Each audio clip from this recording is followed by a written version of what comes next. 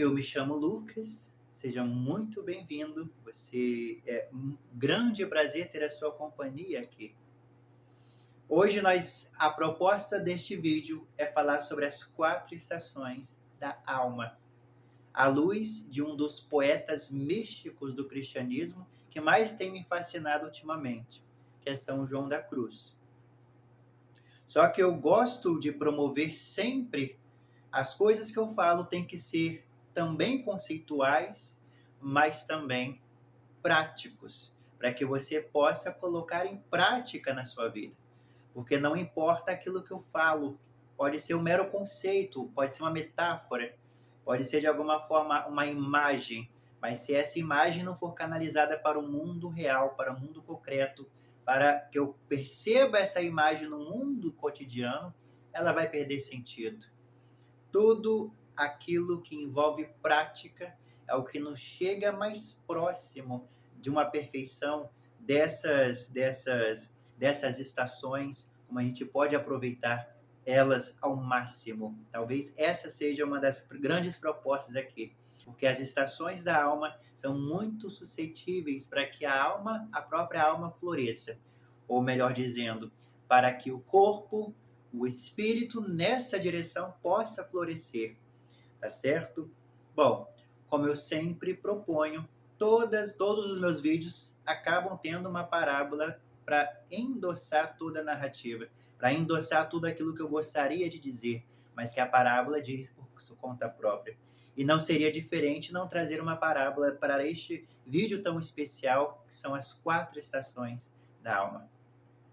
A parábola se chama Uma Vela para o Caminho. Você pode encontrar no meu site de prazer, Micalha, se preferir. Havia duas crianças, vamos pegar assim, um mais velho, o outro menorzinho, mais jovem. É até interessante eu dizer que o mais velho ele usava roupas mais terrenas, roupas amarronzadas com tons da terra. E o mais jovem usava tons de púrpura, roxo, de alguma forma lilás, voltados para o céu. É muito interessante esses detalhes que serão muito propícios para toda a narrativa e você vai me entender por quê. E então eles estão presos dentro de uma gruta. Aquela gruta, de alguma forma, carrega um certo mistério temporal. Eles ficam ali dias, talvez semanas, talvez meses, tentando achar o caminho para fora daquela gruta. Eles querem ir em direção ao sol. Quando eles observam o sol ou sentem a presença do sol, eles conseguem sair. Mas será muito difícil sair da gruta. Haja vista que lá dentro é uma escuridão brutal e é necessário, como as histórias trazem ferramentas muito úteis para os personagens, por coincidência, o mais velho ele tem uma vela que acende ali dentro. Aquela vela é muito útil para que eles possam caminhar pelas trilhas para fora da gruta. Só que, horas andando, talvez dias, semanas com aquela vela acesa, o mais velho passa a se acostumar a ser aquele que carrega a vela, portanto, aquele que indica o caminho, a estrada, aquele que ilumina os pés, que ilumina a estrada, que faz com que o jovem se sinta mais seguro. Ele passa a se identificar com a vela. E aí, quase perto da chegada, eles estavam quase saindo, ao lance de escadas. O mais velho teme ver a luz do sol, teme ser queimado pela luz do sol. Só que naquele momento a criança, a menorzinha, o encoraja. Precisamos fazer isso, já estamos aqui pela 9ª vez. E aí eles sobem o lance de escadas e antes que o mais velho pense em alguma coisa, o mais jovem assopra a vela. E ao soprar a vela, a gruta se destrói atrás deles. Interessante isso, não é? Olha que interessante. Nós vamos falar sobre o São João da Cruz, a sua contribuição para a igreja, a sua poesia e como ela será muito útil nesse nosso vídeo sobre as 4 estações. Ao passo que eu vou dialogar, de alguma forma, eu vou articular com essa parábola, que parece muito esquisita numa primeira impressão, mas ela condensa exatamente todos os estágios da alma, desde o inverno em que a alma se sente desamparada até o verão em que ela atinge sua maturidade. Interessante isso, não é? Bom, sem mais delongas, é preciso se fazer entender quem foi João da Cruz. São João da Cruz. São João da Cruz, ele nasce no século XV para o XVI, na verdade, século XVI. Ele nasce mais ou menos entre Salamanca e Ávila, ali na Península Ibérica, onde hoje nós consideramos como Espanha. Portanto, se trata de um santo espanhol, um místico da Igreja, que será canonizado, se tornará santo por Bento XIII e mais tarde se tornará doutor da Igreja por Pio XV. Por Pio XII. É interessante notar que ele vai nascer enquanto um homem espanhol, ele vai nascer numa localidade, numa vila em crise famélica, de fome. Ele vai conhecer a fome de perto, desde a sua juventude até a adolescência, mais ou menos. O seu pai era um fidalgo, a gente tem que entender que fidalgo faz parte de uma certa dinastia, uma linhagem que seja tradicional, quase como monárquica, e sua mãe era uma tecelã, mas ele cresce órfão. E ao crescer desamparado de pais, ao encarar a fome de perto, ele vai ter que se espiritualizar de alguma forma. Então ele se relaciona de alguma forma com o colegial dos jesuítas, e mais tarde ele vai se ver como um monge carmelita. Inclusive é interessante que ele será um dos primeiros monges a andar descalço. Inclusive ele vai fundar uma província dos carmelitas descalços, e depois ele vai crescer ali dentro, ele vai se inspirar, ele vai passar mais tempo recluso do que fora. A vida fora, a vida social dele não era tão interessante ou incrível assim como era a sua vida interior. Ele vai sofrer uma série de perseguições, mais ou menos, passará 9 meses confinado no monastério em Toledo e quase será exilado no México.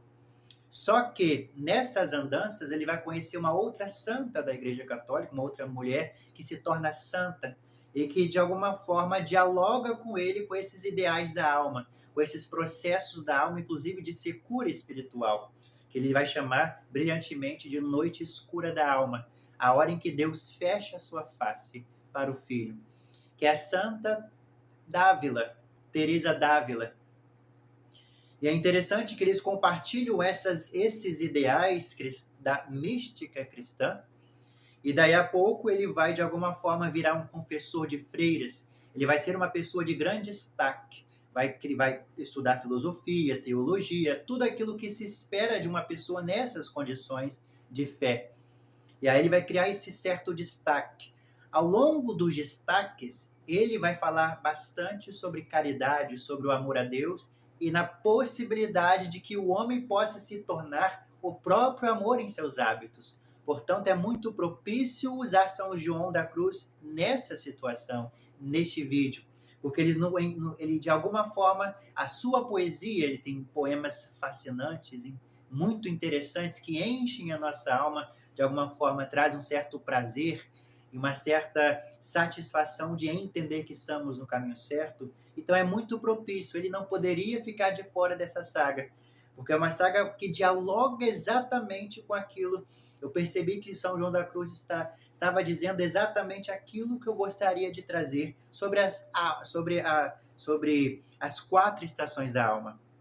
Só que eu não quero ficar apenas na poesia, eu quero descer para o mundo prático, ver este amor encarnado, este encontro, como ele diz, este encontro com o amado depois de muita aflição, este encontro com Deus depois de muita aflição.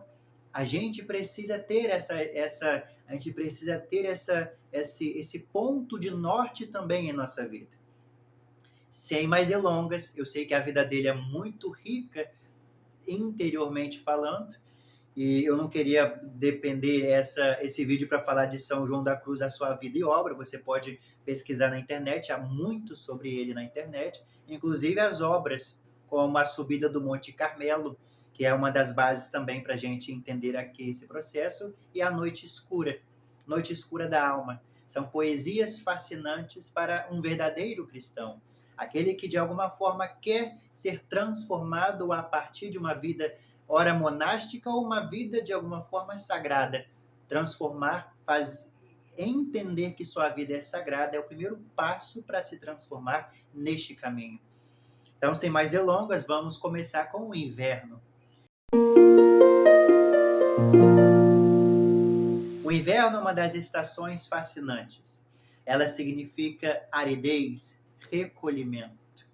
O inverno, imagine você, o inverno quando eu faço uma pergunta, o que seria inverno para você?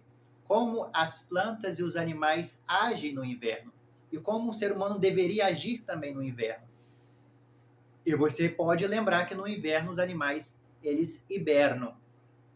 Aqueles animais que dependem do pelo para sobreviver no inverno começam a criar penugens cada vez mais grossas para se protegerem do frio. As árvores economizam e muito a sua energia, porque de alguma forma elas não produzem muito no inverno. Tirando algumas árvores que são propícias para darem flor no inverno, a maioria das árvores são propícias para descansar, conservar energia. Portanto, é um momento de aridez, de recolhimento, de repensar muitas coisas, de alguma forma estarem naquela espécie de desolação ou daquele deserto em que a alma está passando por algumas provações. Não é diferente na vida humana. Na vida humana, nós temos essa estação da alma, é aquele momento em que nós estamos, de alguma forma, tentando entender quem nós somos, para onde vamos quando descobrimos quem nós somos, o que é Deus, o que é a vida, por que eu estou no fundo do poço ou por que eu cheguei até aqui. Este é o inverno. Aqui, o inverno produz muitas dúvidas, mas as dúvidas, se bem aproveitadas, elas podem te tirar dessa situação. Não são todas as perguntas que te tiram dessa situação. São as melhores perguntas. Às vezes, se você quiser ajudar uma pessoa que está passando numa fase invernal de sua alma, não é muito, você precisa observar que perguntas ela está fazendo sobre a situação e de alguma forma tentar dialogar com ela, trazendo perguntas que sejam mais interessantes naquela situação, porque as respostas virão com o tempo. Às vezes o que nos prende a uma situação são exatamente as perguntas que não são necessárias ali. Perguntas em geral, por que eu estou aqui? Por que Deus me condenou? Por que ninguém gosta de mim? São perguntas que não são necessárias numa temporada de inverno da alma. As perguntas necessárias aqui precisam me fazer entender por que estas coisas estão acontecendo agora. O que me levou a estar aqui nessa fase?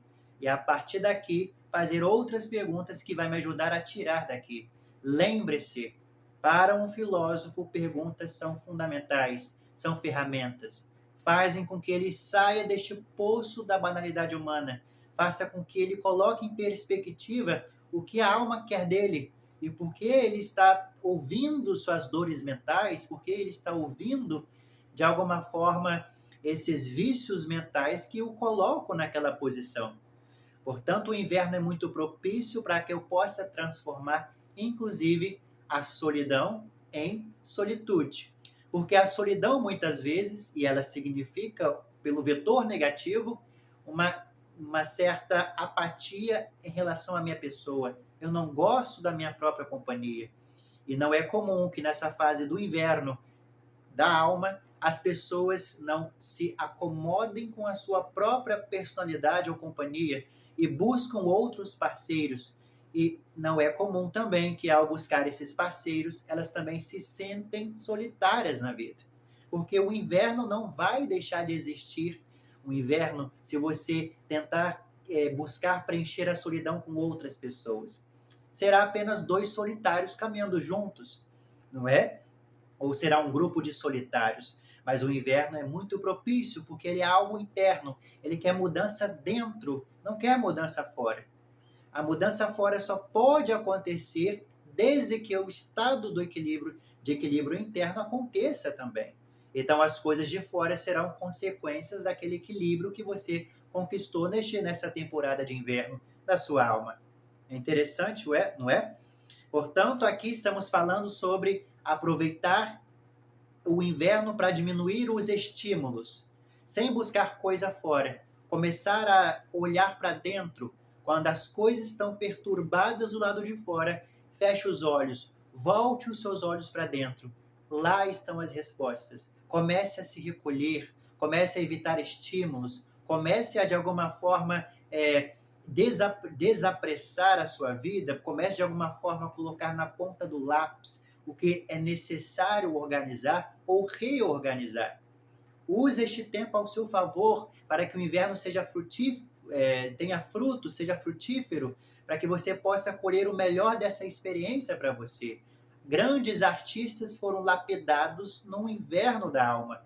Grandes artistas conseguiram mudar direções graças a aproveitarem a sua própria companhia neste estado invernal, nessa temporada em que a alma estava, de alguma forma, tentando te puxar para dentro, tentando te lembrar de que direção deve seguir, tentando te distrair das pessoas para que você possa focar apenas em si mesmo.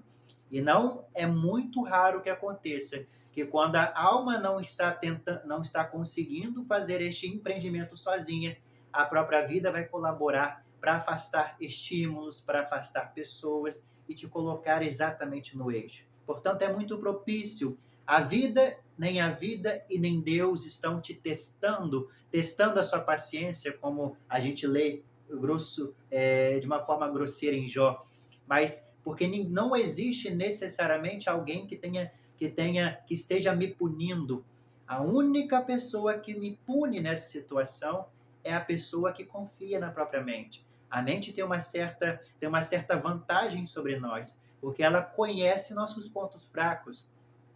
E este momento de inverno, nessa estação tão árida da alma, é o momento em que você terá que, de alguma forma, dialogar com seus pensamentos, não barganhar com eles e não duelar, apenas ouvir de uma forma o que eles têm a te dizer, que mensagens eles te trazem. Então, aqui nós estamos fazendo aquilo que lembra a tradição, uma grande tradição de samurais, que na verdade, desculpa, deixa eu voltar, uma grande tradição de artesãos lá no Japão, que é o espírito Shokunin Katage, o espírito do artesão. Portanto, este tempo é muito propício para que você seja o artesão da sua própria alma. Passe a consolidá-la, faça com que ela se reluza na sua matéria, faça com que ela seja valorizada, seja vista como importante, porque ela é muito importante. Ela que vai ditar toda a sua vida. E se você insistir em ir para o caminho oposto, ela vai usar de meios ou mecanismos para te trazer de volta, porque algo está fugindo do controle. Está fugindo do controle porque talvez a mente esteja perturbando demais o que não deveria ser perturbado. Não é? Como diz Marco Aurélio, um imperador estoico que eu gosto bastante, a alma é tingida com as cores do pensamento. O que você traz de pensamento, que pensamento você escolhe alimentar, que pensamentos você escolhe alimentar, e por que você está dando tanta vida a esses pensamentos? Eles, de alguma forma, vão querer selar a sua alma, vão querer, de alguma forma, não selar a sua alma no sentido negativo, mas vão contaminar a alma. São os vícios, não é? Esses são os malefícios da alma, são os vícios, são os pecados, são os desejos que são egoístas ou os desejos que nos desorientam. Por que nós nos permitimos que esses pensamentos habitem em nós, façam morada em nossa alma? Isso não é bom. Portanto, o inverno é muito propício para eu colocar os pensamentos para fora, para eu dialogar com eles, para ver o que eu preciso dar atenção, o que eu não preciso dar atenção, o que eu não preciso ignorar porque é essencial e quais eu necessito ignorar para preservar a alma.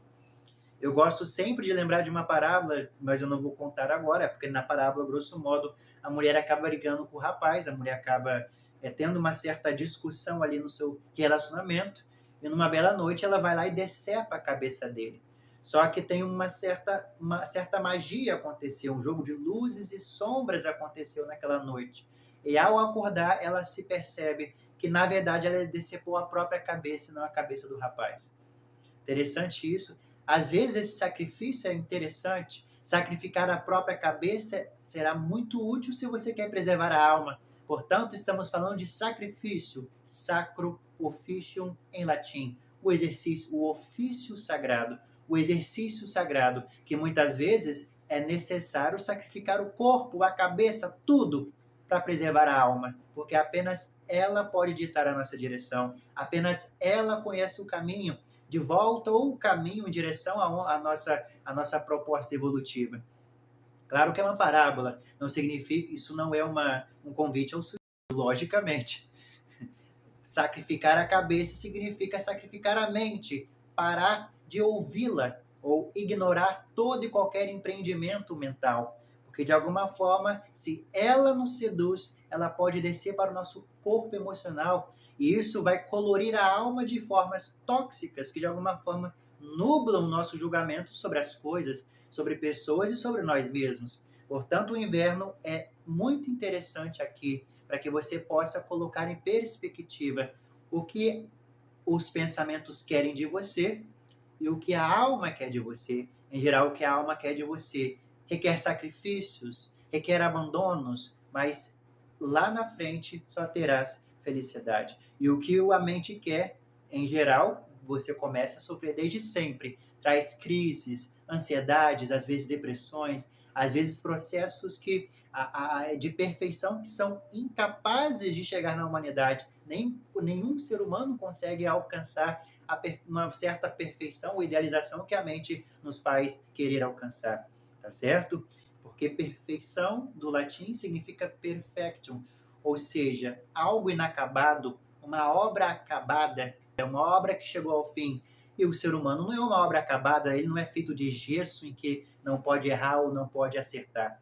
Ele está, de alguma forma, andando, caminhando, se corrigindo, retificando, está se descobrindo novas formas de viver. Então, ele está sempre a caminho da perfeição, nunca chegando à perfeição, porque a minha perfeição se dará diante da morte, porque será uma vida acabada. Acabou a minha vida, está consumado, isso que eu pude aproveitar da vida, entrego esta obra nas mãos de Deus. Portanto, está perfeita. Agora, enquanto estamos vivos, nós nunca chegamos na perfeição. Estamos sempre aprendendo e empreendendo a rigor da alma, tá certo? Uma frase que eu parafraseio de São João da Cruz, já que para o inverno, que é bom para a reflexão, para vires a saborear tudo, não queiras ter gosto em coisa alguma. Interessante, né? Tem muito a ver com um certo desapego budista, ainda que estejamos falando de um poeta místico cristão do século XVI. Para vires a saborear tudo, não queira ter os gostos para si, não se acomode com coisa alguma, e assim as coisas de alguma forma chegarão para você, não é? Eu não vou querer saborear algo, ou as cores ou sensações, só porque minha mente quer que eu saboreie. Eu vou estar receptivo para a vida. A alma vai me trazer aquilo que é necessário saborear. E é interessante que os sabores que a alma traz são mais palatáveis, são mais bons para o gosto, de alguma forma nos alimentam de uma forma que a nossa fome é saciada imediatamente. A nossa mente que sempre quer saborear tudo, quer comer mais do que do que a barriga pode suportar e, portanto, nunca estará satisfeita, nunca estará saciada, porque essa é uma das grandes armadilhas da mente. Ela jamais será saciada, jamais, porque ela tem muito a ver com vício, tem muito a ver com, ela dialoga com inseguranças, ela dialoga com coisas que são passageiras e promete que essas coisas passageiras são eternas, quando na verdade é uma enganação. Ela simplesmente quer te tirar do eixo de alguma forma.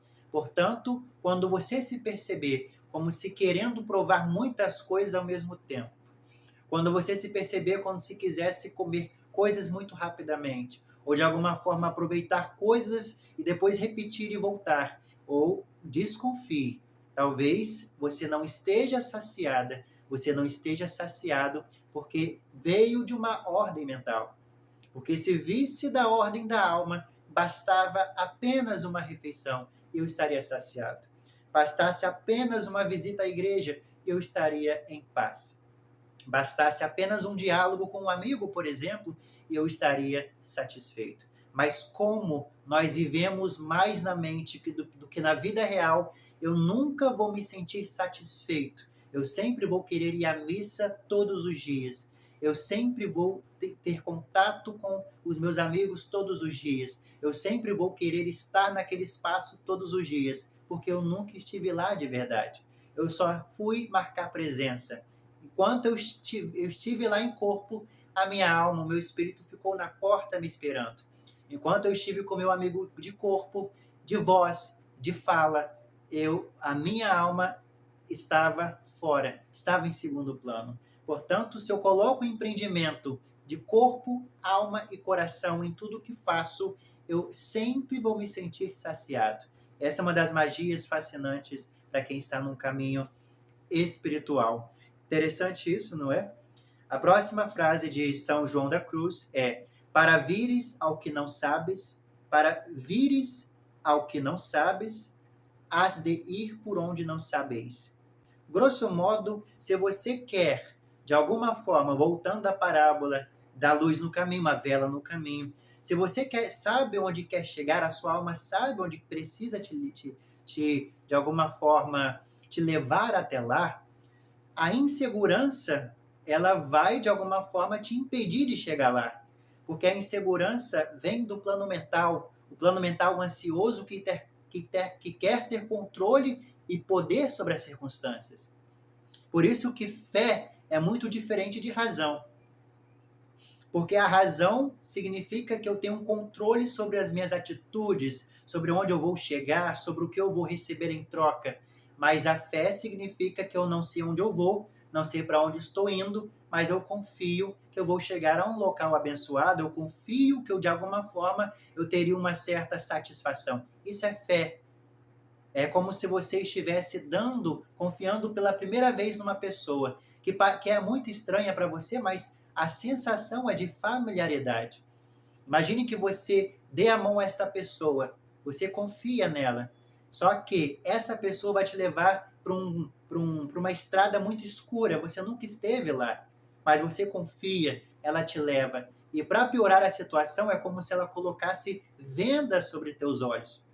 E aí você confia, você sabe, essa sensação de não conhecer a pessoa, mas ainda assim ela evoca uma certa aura majestosa de familiaridade, faz com que você confie muito, dê um voto de confiança nela para que ela te leve em segurança para um lugar muito agradável ou melhor, ainda que para isso ela precise te levar numa completa escuridão. Imagina um blackout, né? Como que você não sabe a saída, você não sabe para onde vai. Você sabe que a pessoa próxima de você sabe a saída. Isso, de alguma forma, gera confiança. Isso é fé. Dou a mão a essa pessoa, ela me leva. Ela pode ser qualquer coisa, mas por eu ter fé na humanidade, eu tenho a sensação de que ela me levará ao meu destino, ao lugar certo. É igual, por exemplo, a tribo Yankee nos Estados Unidos. Os Yankees têm um certo ritual de maioridade. Quando as crianças estão passando da maioridade, em geral aos 14 anos para os 15 anos de idade, é muito natural que a criança seja pedida que deixasse a tribo e ficasse próximo ao mar, ali sozinha, com vários barulhos, com o matagal à volta, com a chance de animais, de alguma forma, a devorarem viva, mas isso é um ritual de maioridade. Então, de alguma forma, ela caminha, ela é colocado venda em seus olhos e ela caminha em direção à saída da tribo. E ela vai e fica sozinha. Em geral, ela vai ter que ficar ali à virada da noite. Então, ela vai ter que ficar mais ou menos durante o crepúsculo, vamos colocar assim, às 10 horas da noite, vai ter que passar pelo crepúsculo e ela só pode sair de lá, ela vai, em geral, estar sentada, terá que ouvir tudo à sua volta, mas terá que confiar, apesar de, afinal de contas, ela está atingindo a maioridade, e é natural que ela passe por aquele processo. Imagine o quão de medo ela não teria naquela situação, quão terríveis são aqueles sons da mata selvagem, não saber em que direção está vindo uma determinada voz, não saber em que direção está vindo um determinado animal, não saber que tipo de coisas se escondem ali, se há cobras, se não há. E olha que interessante, mas ela permanece naquela situação sentada, ela precisa ficar sozinha ali. Não há nada à sua volta.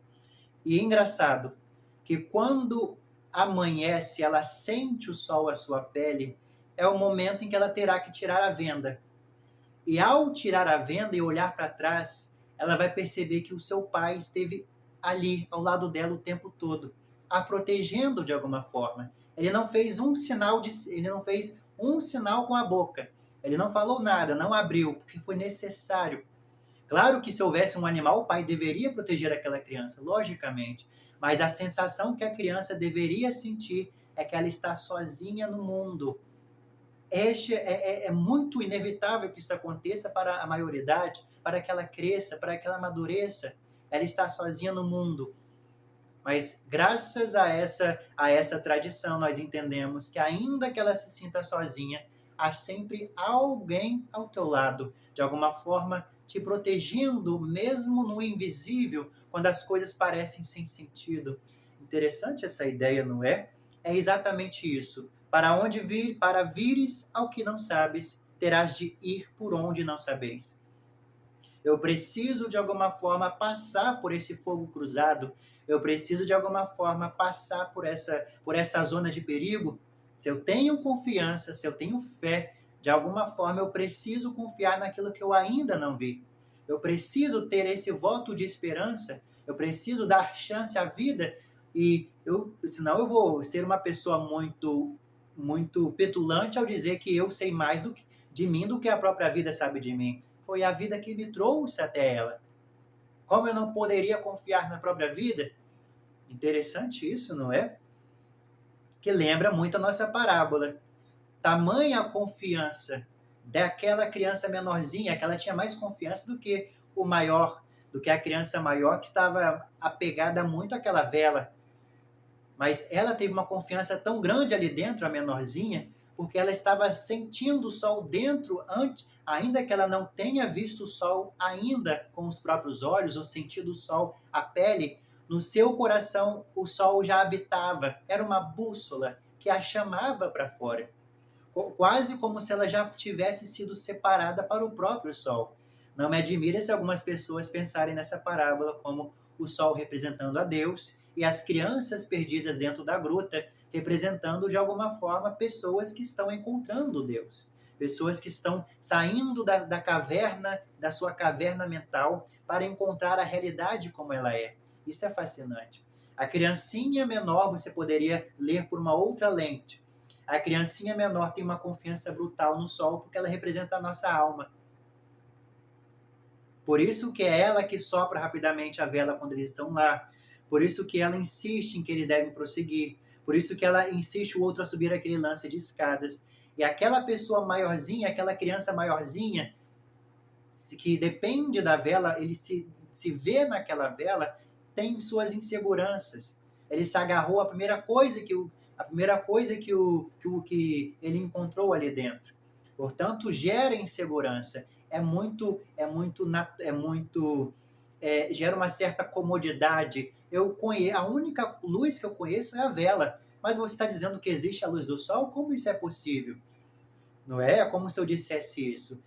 Bom que a gente faça essa meditação do inverno, que a gente entenda, coloque em perspectiva que coisas nós estamos nos agarrando e são superficiais e que coisas nós precisamos confiar ainda que nós nunca encontramos na vida. Será que eu não estou agarrado a crenças que são superficiais, que são muletas para mim, mas ainda não é a luz real? É uma muleta enquanto estou dentro dessa situação, é uma muleta enquanto estou dentro deste poço, é uma muleta enquanto eu estou dentro desta gruta. Por que que eu estou tão apegado a isso que eu conheço? Por que que eu ainda não abri mão disso para, de alguma forma, enxergar ou ir em direção àquilo que eu não conheço e que é melhor para mim? O hinduísmo chama isso de estado de avidya, que é a completa ignorância do meu ser. Mas nós estamos, de alguma forma, muito perdidos na vida porque ainda não conseguimos ouvir o som da alma. Nós somos muito voltados para os sons da mente, que são ensurdecedores, né? São zonas de perigo terrível. A mesma mente, ela é fruto da terra. A mesma mente que pode te tirar daí é a mesma mente que pode te sabotar. Portanto, ela não é confiável. Porque se você ouvisse apenas a alma, ela te levaria em segurança para casa. Ela te levaria em segurança em direção ao sol. Não é? Que representa a verdade, o bem, o belo, o justo, aquilo que é necessário para você. Aquilo que jamais, que está fora da gruta mental. Aquilo que de alguma forma vai trazer felicidade, aquilo que vai te preparar para um verão muito grande, que será a nossa quarta estação, tá certo?